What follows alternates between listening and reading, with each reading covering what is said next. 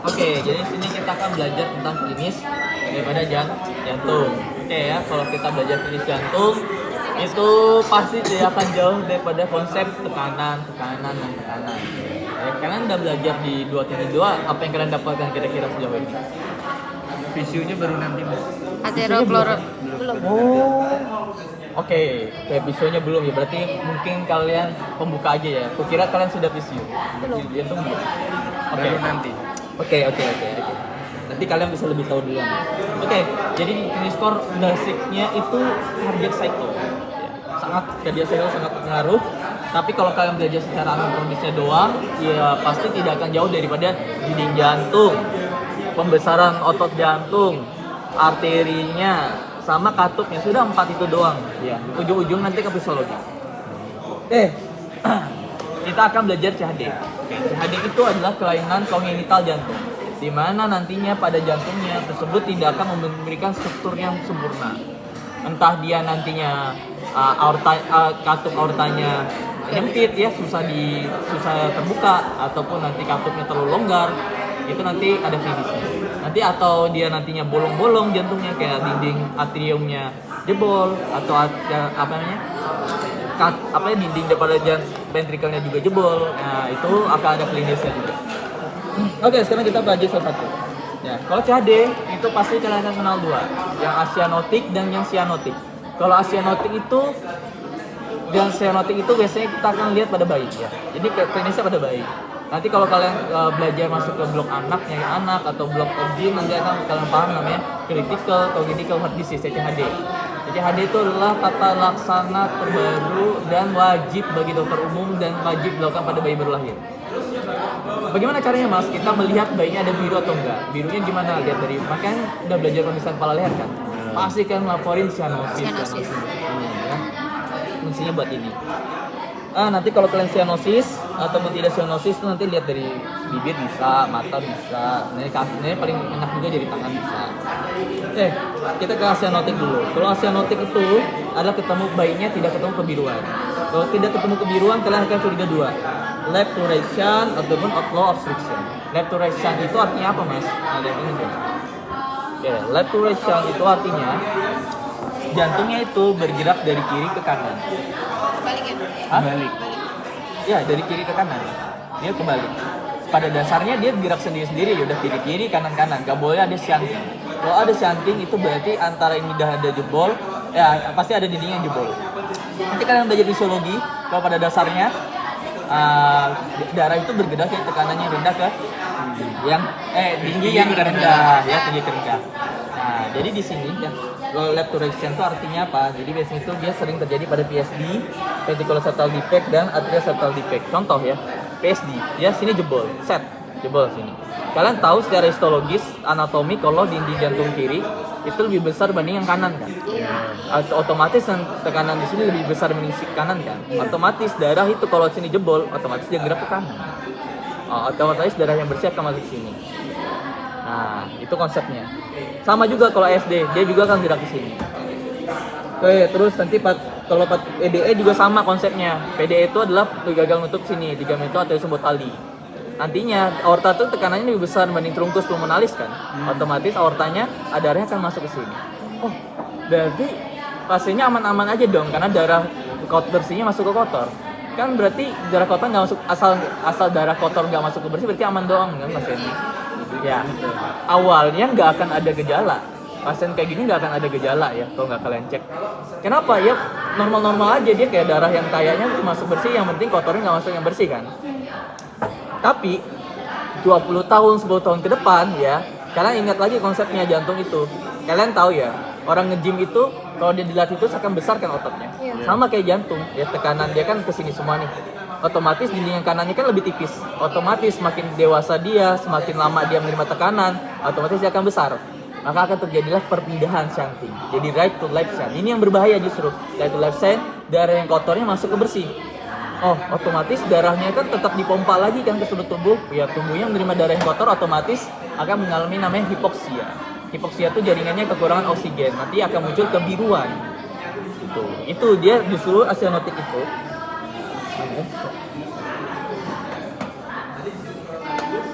Cianotik itu justru bahayanya pada saat dia dewasa. Makanya apapun ketemu ini harus ditangani segera. Nah, nanti juga ada outflow obstruction juga sama ya. Jadi ada kegagalan penutupan katupnya susah buat didorong, otomatis nantinya darahnya akan susah keluar. Itu nanti pas dewasa keluar klinisnya. Nah, kalau cianotik dia langsung biru. Kenapa kalau bisa langsung biru? Karena darah kotornya sudah langsung masuk ke bersih. Ada dua, transposition grade artery itu aorta dengan vena cava truncus pulmonarisnya ketuker. Jadi yang memompa ke seluruh tubuh itu yang kanan. Sedangkan yang kiri itu yang kiri akan dibawa oleh truncus pulmonalis, yang kanan akan dibawa oleh aorta. Otomatis yang darah kotornya dipompa oleh aorta ke seluruh tubuh ya justru langsung biru dia. Dan justru yang parunya terima darah yang bersih. Ya kayak gitu klinis yang sangat bahaya, dan itu biasanya pasiennya baru lahir bisa langsung meninggal. Kalau nggak ditangani segera, karena langsung dioperasi, harus langsung ditukar. Nah, kalau tetralogiopalot juga sama. Tetralogiopalot itu kondisinya darahnya itu, kalau kalian tahu salah satu klinisnya adalah ventricular septal defect. Lah, kan tadi PSD kan ke sini biru, tapi di sini kondisinya adalah pulmonary di sininya stenosis. Klinis yang kedua ada stenosis. Akibatnya apa? Tekanan sini gede. Akibatnya otot di sini akan membesar. Nah, akibatnya dia membesar, terjadi namanya right to left side. Otomatis dia akan memompa seluruh tubuh darah yang kotor. Ya, nanti kalian lihat ada 4 klinisnya. Stenosis itu apa? Stenosis itu artinya katup itu kaku. Katup itu pada dasarnya kalau dia menerima, misalnya nih tekanannya besar nih, katup itu harus membuka. Tapi pada tekanannya sudah besar itu dia nggak membuka, itu stenosis. Biasanya stenosis itu stenosis itu kakunya kaku. Biasanya kayak ini pintu ya. Pintu kalian buka tuh susah. Kayak tadi aku buka pintunya susah kan. Nah, itu stenosis. Tapi kalau pintunya terlalu longgar, kayak sentuh dikit aja dia kebuka, itu namanya nanti kalian pahamnya regurgitation. Regurgitation. Nanti bisa belajar. Regurgi. Ini ya. Nah, ini adalah beberapa struktur kasnya. Jadi ada patent foramen oval, berarti kegagalan penutupan dari apa? Foramen oval. Yang seharusnya nutup jadi apa? Valvalis. Sudah, kalian kenal itu aja, itu nanti keluar di responsif mungkin. Kalau enggak, keluar di UB. Oke, nanti atrial septal defect berarti kegagalan penutupan di katup, di dinding atrium ya, di sini biasanya. Itu apa, Mas? Yang atrium tadi apa? Atrial septal defect itu adanya lubang di sini ya. Tapi biasanya foramen oval dan ASD itu bersamaan ya. Jadi kalau kalian bisa ditunjuk di sini, kalau dia misalnya dekat di fossa ovalis ataupun di sini ya, kalau kalian ditanya klinis yang mungkin terjadi, aku bakal jawab dua, patent foramen oval dan atrial septal defect ya. Ya, sama tahu kuncinya kayak gitu. Dulu aku kalau belajar harus jawab gitu, karena secara konsepnya sama. Patent foramen oval kan yang lubang di mana? Atriumnya kan? Pasti sama. Itu dua itu PSD berarti lubang di sini ya. Kalau udah tunjuk sini kegagalan penutupan, jawab ada PSD. Terus nanti ada patent ductus arteriosus, itu berarti di sini ya, di ganita arteriosus tali. Kalau kan di tempat Mbak Isna tuh ada preparatnya, kas ada kereta arteriosum itu pernah sering keluar di responsif. Ya, ingat aja dia sebelumnya apa, salurannya apa, kalau gagal tutup namanya apa. Ini yang tadi yang stenosis. Stenosis itu kaku dia. Ya, kakunya itu saking kakunya dia nggak bisa membuka sama sekali. Itu namanya nanti stenosis. Nah, kalau yang regurgitation itu biasanya dia lubangnya terlalu longgar ya. Mau nutup gimana pun dia pasti ada celah. Ya, terus nantinya hasil klinisnya apa, Mas? Nanti hasil klinisnya kita akan dengar bunyi murmur.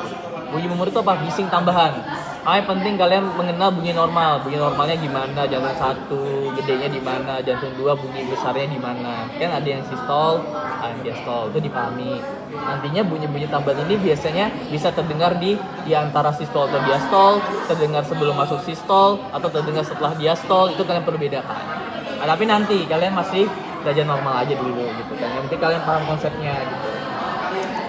Oke. Kita ke sini. Ini bunyi normalnya ya, kalian pahami aja.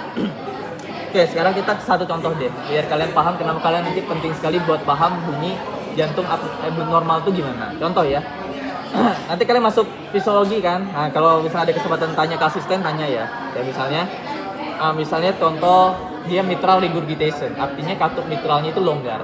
Oke, secara normal darah itu akan masuk secara otomatis ke dalam ventricle tanpa ada usaha. Karena ada perbedaan tekanan, karena sini kan lebih besar dari sini. Otomatis yang isi sini, di sini tekanannya kan membesar. Akibatnya tekanan membesar seharusnya katup di sini nutup ya kan. Dan di sini nggak bisa jalan ke sini. Ya, menutup di sini karena dia istilahnya kayak pintu satu arah, jadi kayak tutup di sini. Nah, tapi pada mitral regurgitation katupnya nggak bisa nutup sempurna. Oh tapi berarti darahnya langsung keluar lagi mas? Enggak, belum. Nah, pas di sini sudah tekanan sini besar, otomatis otot sini akan ke-trigger buat memompa lah ventricle. Akibatnya apa? Satunya masuk ke truncus pulmonale, satunya masuk ke aorta, satunya itu dia akan masuk ke sini lagi. Secara normalnya kan kalau katupnya kan loop, dup, loop, dup. Nanti loop, dup, loop, dup. Nah, dupnya itu dari sininya bunyi mitralnya, ya, karena dia balik lagi darahnya. Ya itu pentingnya kalian paham bunyi jantung itu, jadi nggak asal dengar kayak oh yang penting bunyinya loop dup, kan pahamin loop dup gitu kan, maksudnya bunyi jantung satunya yang kapan, bunyi satu duanya kapan, daerah yang terdengar kerasnya di mana, itu perlu kalian paham. Yaudah, yang penting kalian tahu bahwa nantinya di mitral regurgitation sama aortic stenosis tuh akan masalah pada sistole. Nah kalau karena tadi mitral regurgitation tadi kan pas mompa tadi kayak malu bunyi, makanya dia sistole di sini. Kalau ARD nanti mitral stenosis aortic regurgitation tuh di diastole. Nanti kalian belajarnya di 4.3 masih lama. Jadi kalian paham normal dulu. Aku cuma ngasih pembuka sih. Jadi coarctatio aorta itu adalah klinis di mana di setelah arcus aortanya itu terjadi penyempitan. Pada penyempitan ini ada kas dia kasusnya. Jadi kira-kira kalau kayak gini di tekanan darah di kanannya, tangannya itu lebih besar atau lebih kecil jadinya? Apa tanya? Lebih besar kan? Lebih besar atau lebih kecil kira-kira kalau dia nutup kayak gini, nyumbat kayak gini? Yakin kecil? Lebih besar. Kan ditekan. Karena arteri subclavian kan kesini semua kan. Nah akibatnya apa? Darah sini kan sangat banyak dia. Kenapa? Karena sini kesumbat. Artinya dia cari jalan lain lah air kan. Pasti dia kesini lebih besar. Akibatnya apa? Yang bagian bawahnya kan sedikit. Otomatis tekanan di kakinya lebih apa? Kecil atau lebih besar? Kecil. Lebih kecil. Seharusnya sama. Tapi nanti pas diukur yang kanan itu jauh lebih beda dibanding sini. Kalau ini 220, di sini 90. Kalau kalian ketemu soalnya kayak gitu, ada penjelasan seperti itu, kalian pasti jawabnya harus jawab itu coarctatio aorta. Kas sekali itu. Dan nih atresia itu artinya kegagalan pembentukan. Terus nanti tinggal gabung nama katupnya apa? Atresia valva aortic berarti gagalan pembentukan katup aorta dan seterusnya gitu aja ya. Nah ini patennya sesuaikan daripada lubang yang salurannya di sebelumnya apa, tinggal tambah. Tetralogy of Fallot ini kas ya. Fallot itu kas bisa di soal responsi atau di soal di itunya keluar ya. Nantinya akan muncul kata seperti sepatu boot, seperti bentuk sepatu. Ya udah pasti jawabannya tetralogy of Fallot. Gak usah pusing kalian. Karena ini kas sekali. Nah, tetralogy of Fallot itu nanti dia sesuai namanya tetralogi. Jadi dia itu benar-benar gabungan dari 4 klinis.